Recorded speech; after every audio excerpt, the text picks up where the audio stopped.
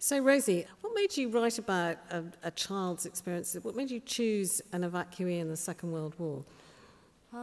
Well, I think an evacuee always really sort of strikes me as really the quintessential displaced child or lost child. There were these children who went off on these trains to sort of unknown destinations and, you know, get plunged into adult life far away from their families. And so I think that was the attraction for an evacuee.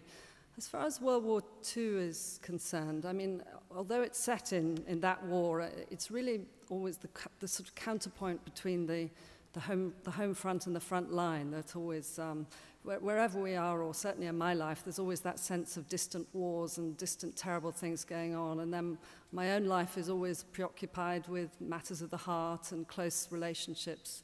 And I wanted to come up with a structure in which there is this house, Ashton Park, which is very much the center of the book. It's a sort of stage set for elective affinities, if you like, between various characters. And there are all these sort of glimpses of the war going on out there somewhere.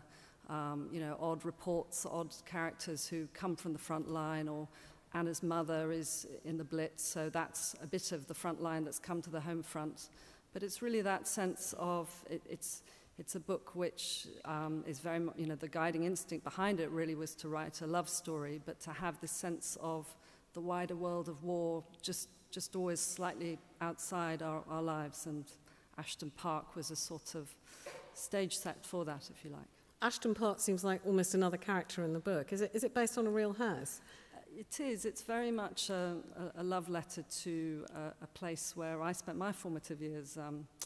Between about 8 and 12, I went off, aged 8, to a school, this hauntingly beautiful, sort of rather run-down, stately home on the North York Moors that had been sort of haphazardly converted into a school. And years later, I've been trying to write a book set in London, and I just found I couldn't quite get away from this odd house that really haunted my imagination. So I ended up thinking, well, come on, forget London, let's try and go back to that house. Okay. Thank you very much, Rosie.